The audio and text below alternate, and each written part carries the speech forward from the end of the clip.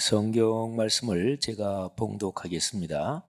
사도행전 2장 41절부터 47절 거룩하신 하나님의 말씀입니다. 그 말을 받은 사람들은 세례를 받음에 이날의 신도의 수가 3천이나 더하더라. 그들이 사도의 가르침을 받아 서로 교제하고 떡을 떼며 오로지 기도하기를 힘쓰니라. 사람마다 두려워하는데 사도들로 말미암아 기사와 표적이 많이 나타나니 믿는 사람이 다 함께 있어 모든 물건을 서로 통용하고 또 재산과 소유를 팔아 각 사람의 필요를 따라 나눠주며 날마다 마음을 같이하여 성전에 모이기를 힘쓰고 집에서 떡을 떼며 기쁨과 순전한 마음으로 음식을 먹고 하나님을 찬미하며 또 온 백성에게 칭송을 받으니 주께서 구원받는 사람을 날마다 더하게 하시니라. 아멘. 사람이 살면서 행복할 수 있는 조건 또는 삶이 참 풍요롭고 그리고 기쁘게 걸어갈 수 있는 조건이 몇 가지가 있습니다. 그 중에 하나가 내가 속해 있는 그 공동체, 그 모임, 거기가 아름답고 또 풍요로워야 합니다. 무엇보다 먼저 여러분의 가정을 한번 살펴보십시오. 여러분의 가정은 아름다운가요? 가정의 인간관계 원만하고 또 존경과 사랑이 넉넉한가요? 가정이 행복해야죠. 가정의 분위기가 망가지면 사회에서 제 아무리 성공을 하든 그 사람은 결코 행복할 수 없습니다. 또 사회 직장이나 사회 활동, 사람은 살면서 경제 활동이 필요하고 또 사회적인 이런저런 활동이 필요하죠. 그 모임들이 아름답고 풍요로워야 합니다. 자, 그리고 가장 중요한 것, 사람이 살면서 내 삶의 여러 가지 관계가 바로 이 모임에서부터 마치 샘이 솟아서 물이 흐르듯이 기쁨과 행복이 솟는 원천이 있습니다. 그게 바로 교회 공동체입니다. 여러분, 우리 교회는 하나님께서 지난 60여 년을 여기까지 이끌어 주셨습니다.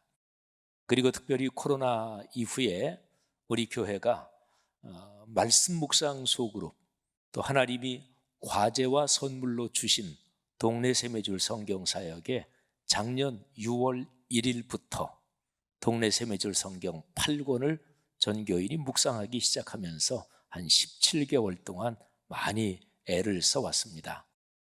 우리 교회는 항구적인 중심 성경 구절을 가지고 있죠.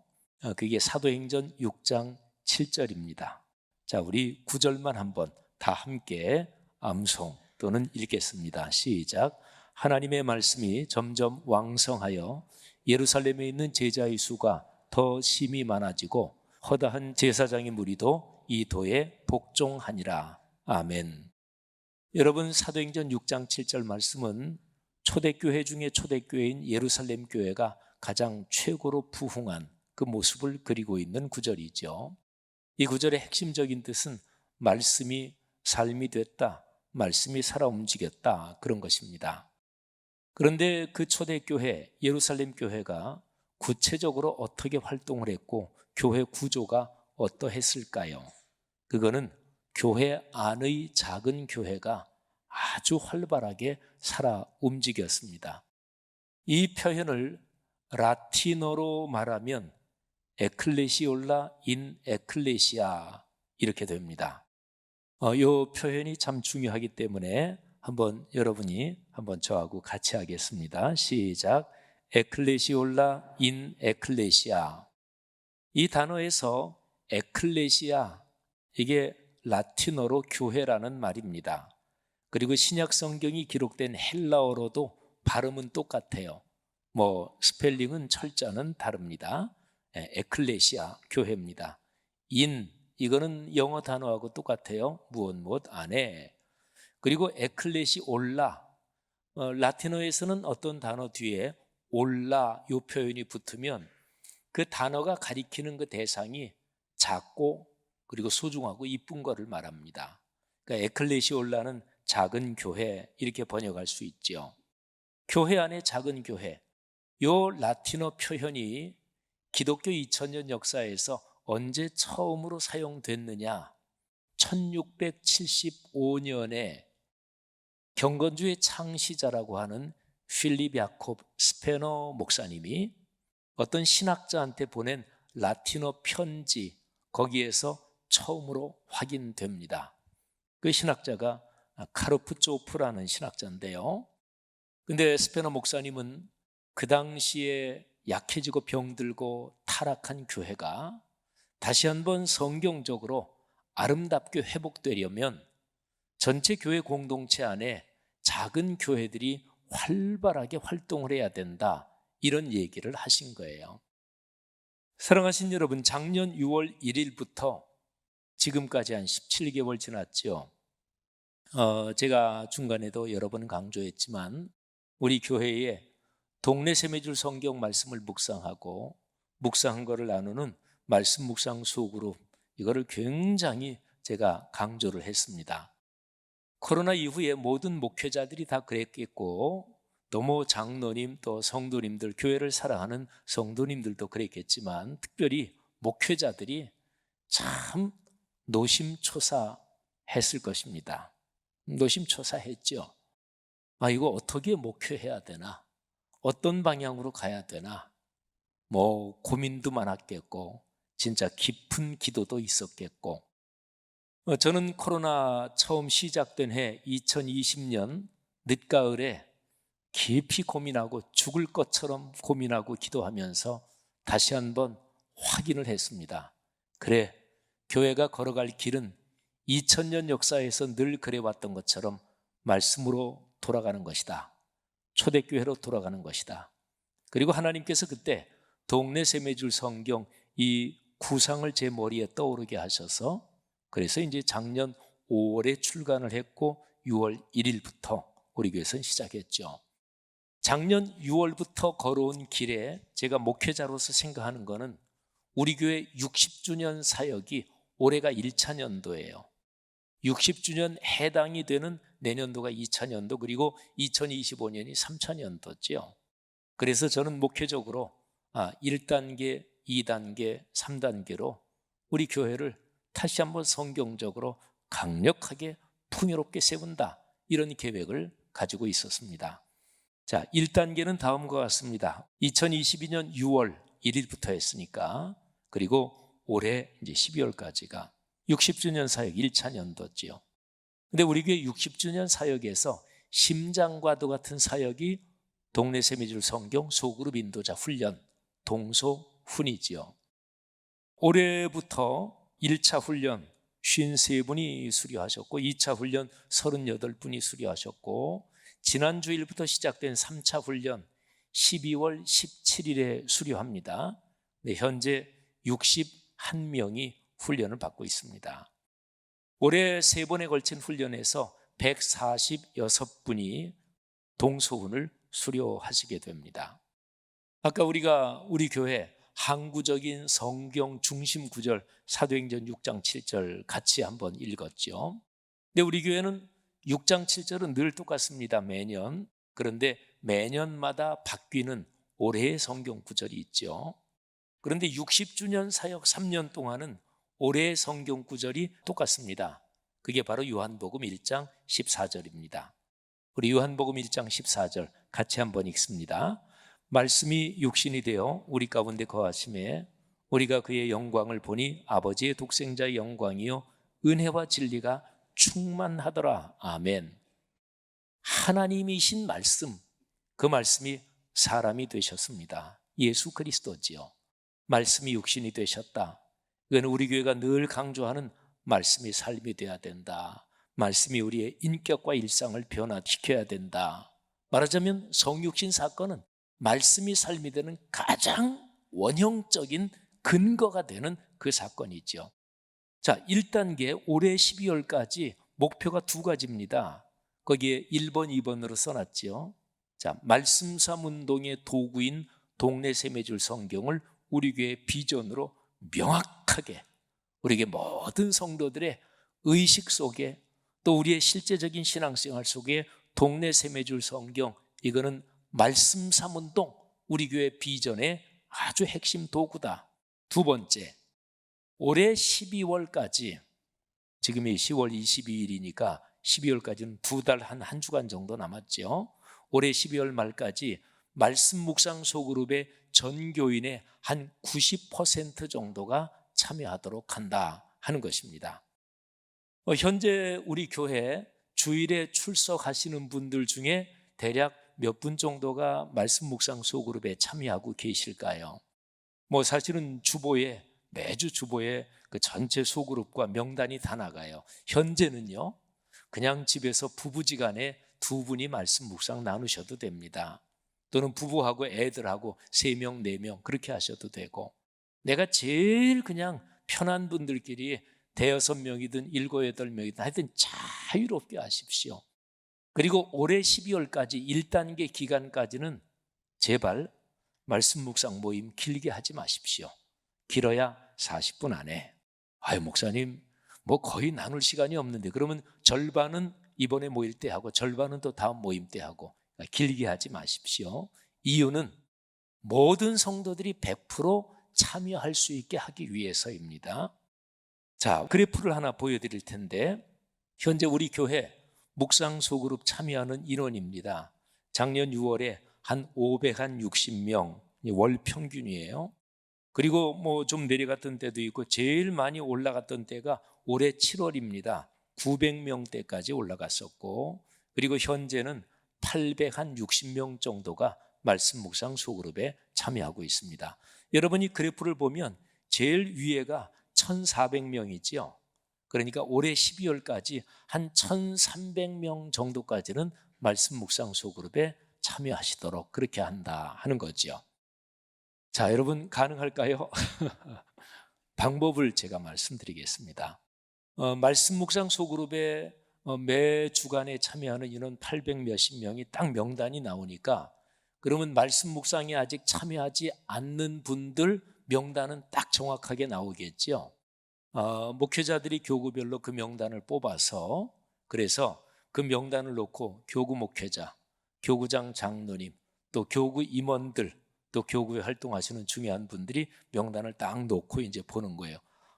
우리 교구에 아직까지 묵상소 그룹에 참여 안 하시는 분들, 이분들, 김 집사님은 내가 한번 얘기할게요. 그분은 금방 참석하실 수 있을 거예요. 또 저 박 집사님은 전에 우리 교구 누구랑 같이 구역 활동했어요. 그렇게 해서 거기 들어가시면 편하실 거예요. 이런 식으로 해서 다음 주일부터 11월 말까지 최선을 다해서 교구 목회자, 교구장 장로님, 교구의 임원들, 또 열심히 하시는 분들이 최선을 다해서 권면하시는 거예요. 근데 11월 말까지도 해서 참석 못 하시는 분들은 12월 달은 제가 전화를 드리겠습니다. 일주일에 한 2시간, 3시간 어디 시간 나는 때 없냐? 있지요. 여러분, 사람은 중요한 일에는 시간을 내잖아요. 그러니까 말씀 묵상 이건 중요하거든요. 여러분이 복 받으며 사시는데 제가 그렇게 권면을 드릴 거예요. 그러면 성도님들 중에서는 그 목회자들 또 담임 목사까지 나서서 왜 그렇게 신앙생활은 그냥 자기가 하는 건데 왜 그렇게 자꾸 압박을 하고 또 불편하게 만드느냐, 좀 그러실 분도 계시겠죠. 그래도 제가 할 겁니다. 제가 하나님 앞에 혼나는 게 더 무서우니까.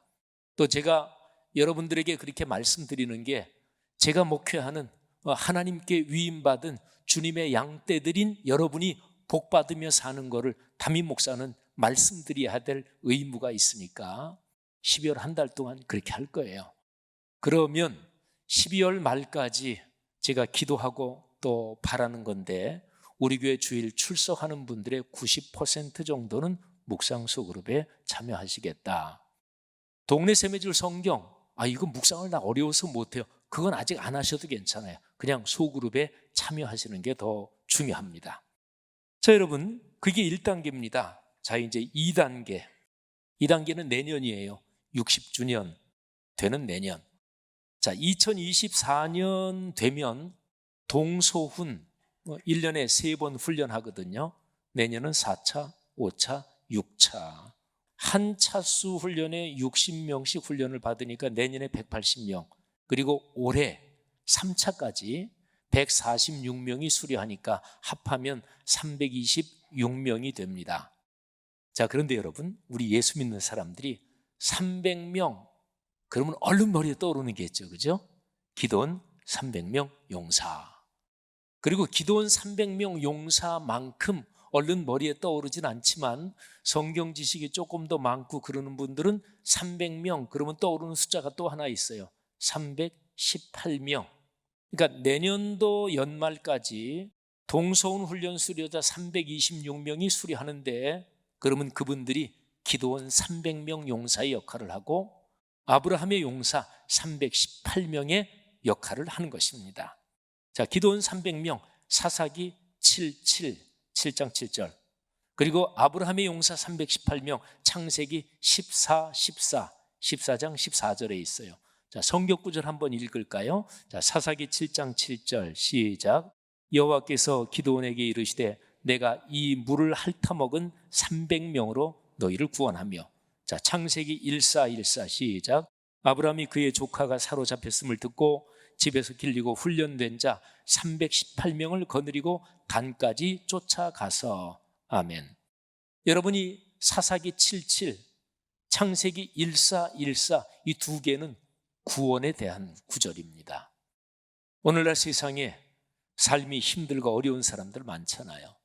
기독교의 구원의 복음을 전하고 구원의 복음을 풍요롭게 복을 누리며 살도록 이 역할을 누군가는 해야 되잖아요. 자, 내년이 2단계인데 2단계에 두 가지 목표가 있습니다. 자, 첫 번째 목표는 7+3입니다. 올해 12월까지 우리 교회 출석하는 성도의 90% 정도가 묵상 소그룹에 참여하고, 내년으로 넘어가면서 1월부터는 단계적으로 모든 소그룹 모임을 7명씩 묶을 겁니다. 그리고 그 7명, 그분은 이제 늘 참여하시는 분이죠. 거기에다가 뭐 이런저런 사정으로 뭐 시험에 들어서 교회 뭐 자주 빠지시든지 생활이 바빠서 그러시든지 아니면 신앙의 열정이 떨어져서 그러시든지 아무튼 그런 분들 3명을 거기에 붙여주는 거예요. 그러면 한 소그룹이 10명이 되겠죠. 이 7명 늘 참석하는 분이 이 3분을 위해서 모일 때마다 기도하는 거예요. 그렇게 해서 그 아름다운 소그룹 한 10명이 하나의 작은 교회로 살아 움직이는 거지요. 골로새서 3장 16절 말씀이 바로 그런 소그룹의 모습을 묘사하고 있습니다. 우리 성경 구절 골로새서 3장 16절 같이 읽습니다. 그리스도의 말씀이 너희 속에 풍성히 거하여 모든 지혜로 피차 가르치며 권면하고 시와 찬송과 신령한 노래를 부르며 감사하는 마음으로 하나님을 찬양하고. 아멘. 자, 그리고요, 내년도 한 5월, 6월 지나가면서 7+3 거기에다가 플러스 20을 할 것입니다. 이 20은 뭐냐면 여러분과 저는 그리스도인이잖아요. 그리스도인은 복음을 전해야 되잖아요. 우리가 그리스도인으로 살면서 나중에 세상을 떠날 때까지 늘 내가 이분들이 예수 그리스도의 복음을 알았으면 좋겠다. 그런 대상, 기도하고 있는 대상 3명 정도는 늘 있어야 돼요. 그러면 내년 5월이나 6월쯤에 7+3 그 소그룹에서 7명은 늘 열심히 나오시는 분들이니까 7명이 3사람씩 기도를 시작할 대상자를 정하는 거예요. 그러면 한 20명 되잖아요. 뭐 그분들 당장 뭐 전도하고 억지로 그러면 안 돼요. 그냥 기도부터 하는 거예요. 하나님께서 언제 기회를 주실 거예요. 그래서 7+3 거기에다 플러스 20. 요한복음 10장 16절에 보면 예수님께서 하신 말씀인데요, 예수님께서 제자들 그리고 당신을 따르는 사람들한테 이런 얘기를 하세요. 너희들이 지금 나를 따르는데 내 마음 속에는 너희들 말고 이거를 양의 우리로 생각한다면 이 우리에 아직 들어오지 않은 사람들, 그런 양들이 내 마음에 끌어안고 있다, 이 말씀을 하셨어요. 자, 요한복음 10장 16절 같이 읽겠습니다. 또 이 우리에 들지 아니한 다른 양들이 내게 있어 내가 인도하여야 할 터이니 그들도 내 음성을 듣고 한 무리가 되어 한 목자에게 있으리라. 아멘. 여러분, 이게 2단계의 두 가지 목표예요. 그런데 한번 조금 생각해 보면 내년 말까지 326명이 수리하거든요. 하여튼 300명. 근데 5차 훈련은 내년도 6월 말에 끝나요. 근데 5차 훈련이 끝나잖아요. 그러면 5차 훈련까지 수리하신 분들이 260명 정도가 돼요. 여러분, 260명이 잘 나오시는 분은 7분, 좀 잘 안 나오시는 분 3분 해서 10명씩을 하면 2600명이 260개 소그룹에서 서로를 돌보고 또 기도해드리고 어려운 일 있으면 같이 격려하고 이렇게 우리가 신앙 인생길을 걸어가는 거잖아요. 그러면 260명의 동서훈 인도자들이 있으면 코로나 이전에 우리 교회에 나오던 성도는 이미 다 거기에 포괄이 돼요. 자, 아무튼 2단계입니다. 자, 3단계. 3단계는 내후년입니다. 60주년 사역이 끝나는 3차 해지요. 7차, 8차, 9차 역시 1년에 3번 동서훈이 진행이 될 것입니다. 그래서 내년 후년까지 다 하면 합계로 506분이 수료하시게 됩니다. 여러분, 3차 훈련까지 목표가 2가지예요. 제가 1, 2번 써놨죠. 자, 1, 2번 한번 여러분과 제가 같이 읽습니다. 자, 1번 시작. 초대교회처럼 말씀으로 인격과 일상이 변화되며 성숙하고 성장하는 교회. 자, 2번 성경적인 복을 받고 누리며 우리 사회와 세계에 넉넉히 나누는 교회. 여러분, 사도행전 2장 41절부터 그 뒤에 쭉 이어지는 47절까지의 오늘 설교 본문, 그 내용이 바로 그런 본문이에요. 여러분, 어느 때는 3,000명이 신도수가 한꺼번에 늘었어요. 그러면 3,000명이 어떻게 작동을 했을까요? 뭐 서로가 모르는 사람 천지였겠죠.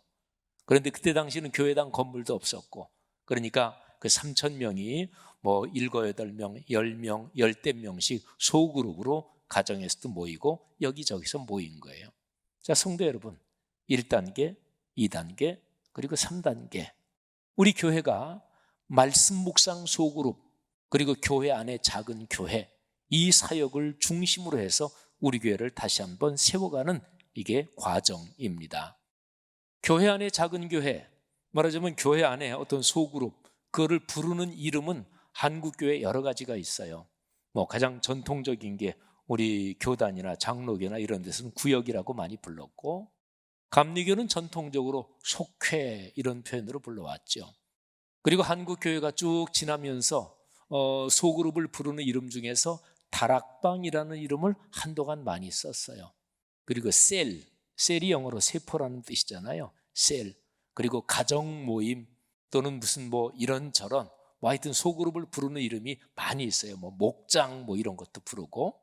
근데 이 소그룹을 부르는 이름들을 교회 역사적으로 쭉 따라 들어가면 뿌리를 찾으면 그게 바로 1675년에 에클레시올라 인 에클레시아, 바로 그 표현이 최초의 표현이에요. 자, 우리 교회를 그렇게 세워가는 거예요. 사랑하신 여러분, 우리 교회는 새로운 분이 우리 교회 가족으로 오셔서 잘 정착하시는 비율이 높은 교회가 아닙니다. 우리 교회 뭐 사실은 담임 목사가 목회를 사실은 잘 못한 건데, 그리고 우리 교회에서 가끔 제가 그런 얘기를 들어요. 뭐 교회 잘 나오시던 분이 뭐 때문에 한 주 못 나오고 또 2주 못 나오고 3주나 교회 예배를 빠졌는데 3주 동안 뭐 교구 목회자고 장로님이 누구고 아무도 전화 한 통도 없고 신경도 안 쓴다. 그분이 굉장히 섭섭해서 그런 얘기가 저한테 들릴 때가 있어요.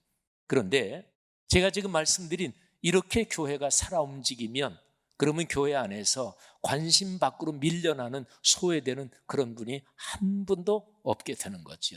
그렇게 해서 교회가 아름답게 작동하고 살아 움직이는, 그리고 진심으로 성도들이 하나님의 복을 누리며 사는 교회가 될 것입니다. 성도 여러분들이요, 우리 교회가 이렇게 걸어가는 사역에 여러분이 중심에 동참하시기를 주님의 이름으로 권면합니다.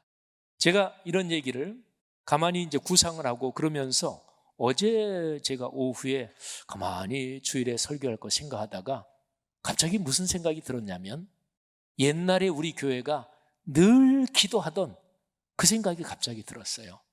제가 우리 교회 처음 오니까 우리 교회 전체가 1만 명 성도가 모이는 교회, 이런 거를 기도하고 있더라고요. 그래서 제가 장로님들한테 물었어요. 그 1만 명이라는 게 상징적인 숫자입니까? 아니면 하나 둘 셋 넷에서 진짜 1만 명입니까? 그랬더니 작년 출석 1만 명 교회, 이게 박태희 목사님 중목회하실 때 계속 기도해온 제목입니다 그러시더라고요. 이게 뭐 장로님 권사님들 우리 연세 드신 분들 다 아실 거예요. 그래서 기도한 거는 하나님 앞에 기도한 거니까. 그래서 우리 교회 이 건물 지을 때, 성전 지을 때 이 대예배실, 교회는 대예배실이 몇 석이냐 그거만 결정되면 그 다음에 그보다 좀 작은 공간, 필요한 공간이 다 줄줄이 결정이 돼요. 그러니까 대예배실 모이는 인원 규모, 이게 이제 교회 건축의 제일 중심이지요. 근데 우리 교회 건축할 때 장로님들의 의견 중에서 제일 작게 잡으신 분이 1500석 정도면 된다 이렇게 얘기하신 분이 있었고, 제일 많이 의견을 제시하신 분이 5000석 이렇게 얘기하신 분도 계셨어요. 근데 제가 이제 어떻게 정리를 했냐면, 우리 교회가 작년 출석 1만 명 교회를 위해서 기도해 오지 않았습니까? 그러면 현실적으로 10,000명이 주일에 예배를 드리려면 대예배실이 3000석이 돼야 됩니다. 그러면 뭐 2부 3부 이렇게 하면 실질적으로 10,000명이 예배할 수가 있죠. 그래서 우리 교회 지금 본당이 여기 중층 합쳐서 3000석인 거예요. 제가 오늘 설교를 생각하면서 이 생각이 퍼뜩 났어요. 그래서 어제 저녁 7시 반에 있는 우리 동서운 온라인으로 모이는 그 반에서 제가 이 얘기를 잠깐 했어요. 사랑하신 여러분, 신앙생활 해오시면서 그런 경험들이 있으시죠? 나는 옛날에 기도했다가 어떻게 해서 잊어먹고 새까맣게 잊어먹고 있는데 어느 때 그게 떠오르면서 나는 기도하고 잊어먹었는데 하나님께서 그 기도 제목을 잊지 않고 응답해 주셨구나. 그런 경험들이 있으시잖아요. 제가 퍼뜩 이게 떠오르면서 하나님, 코로나 이후에 우리 교회가 성경적인 교회의 모습으로 다시 세워지면서 1단계, 2단계, 3단계 이렇게 진행하려고 하는데 제가 주일에 또 이 설교를 합니다. 그런데 하나님, 그 오랜 박태희 원로 목사님 시절부터 계속 기도해오던 그 제목이 혹시나 이런 사역을 통해서 이루어지는 것 아닙니까? 주님의 뜻이면 주님 그렇게 해 주옵소서. 여러분이 아시듯이 저는 교회 성장의 목표를 딱 정해놓고 우리 성도들을 최대한도로 거기에 이용하고 막 몰아넣고 그런 거 딱 질색입니다. 저는 목회하면서 늘 중심이 교회 성장, 이게 1순위가 아니고 교회 갱신, 성경적인 교회의 모습이 되는 거, 이게 1순위였거든요. 근데 우리가 옛날부터 계속 기도해온 거니까 하나님의 뜻이면 소그룹 하나하나가 아름다워지고 행복해지면서, 그러면서 그 결과로 하나님 1만 명 성도의 교회 오래도록 기도해온 그 제목이 주님의 뜻이면 이루어지게 하옵소서. 우리 교회가 크다고 목사 비롯해가지고 그 교회 장로님들이 이렇게 저렇게 어깨 힘주고, 제가 그런 거 무지무지하게 싫어하는 거 우리 교회 성도들은 다 아시죠? 그런데 하나님 그 길 말고 진짜로 겸허하게 한국 교회를 섬기고 오늘날을 섬기는 하나님, 그런 교회 주님의 뜻이면, 주님께서 허락하시면 그 오랜 기도 제목도 이루어 주옵소서. 성도 여러분들이요, 1단계, 2단계, 3단계까지 제가 쭉 설명을 드렸는데 이 일은 축복의 길입니다. 그리고 성경에서 말씀하는 길입니다. 이 일에 동참하는 성도들마다 하나님이 분명히 축복하실 거예요. 왜 안 그러시겠어요? 그잖아요. 저는 목회 전문가입니다. 제가 40년 목회했으니까 뭐 어떤 직종에서 40년 하신 분들 그러면 전문가잖아요. 그러니까 저는 목회하는데 전문가예요. 어떤 일 40년 하면 도 같으잖아요. 저도 이제 그 정도 됐겠죠. 그런데 저는 목회 전문가지만 우리 여기 계신 장로님, 권사님 오래 신앙생활 하신 분들은 또 교회 생활의 전문가지요. 그러면 담임 목사가 유별나게 강조하는, 또 아무리 봐도 성경적으로 맞아. 그런데 내가 거기에 따르기가 조금 불편해. 그럴 때 품위를 지키면서 살짝 빠지는 그런 기술들은 다 아시죠? 그죠? 신앙생활 전문가시니까. 근데 교회 신앙생활 하면서 담임 목사가 강조하고 교회가 하는 방향 거기에 대해서 막 팍 튀면서 충돌하는 사람은 그건 인격 수양이 안 된 사람이에요. 근데 뭐 그런 사람이 그렇게 많겠어요? 근데 여기 계신 성도님들이 아이고 담임 목사가, 지목사가 진짜 아주 목숨을 걸고 작심했네. 예, 남은 목회에 목숨을 걸었습니다. 야, 이걸 어떻게 빠지지? 근데 여러분들은 도사잖아요. 그러니까 아예 저게 담임 목사가 강조하는 만큼 그렇게 동참은 못하겠고 품위 있게 그냥 반대 안 하면서 슬그머니 이렇게 옆으로 비켜서 있는 그런 기술들 다 가지고 계신 거 제가 잘 알아요. 사랑하신 여러분, 그렇게 가셔야 되겠어요? 아니잖아요. 이건 분명히 축복의 길입니다. 저는 이 길로 걸어가는 것이 내 아들, 딸, 손녀, 손자가 복받는 축복의 길이다. 이 성경의 가르침이 여러분에게 이해가 되고 깨달음이 오기를 간절히 바라고 있습니다. 그리고 우리 모두가 조금 같이 힘을 모으고 같이 기도하면 하나님이 우리 교회를 그렇게 축복해 주실 것을 저는 분명히 믿습니다. 성도 여러분들이요, 이 일에 우리 교회 전체가 동참해서 주님은 주의 일을 이 수년 내에 부흥케 하옵소서. 이 성경 말씀이 이루어지기를 주의 이름으로 축원합니다.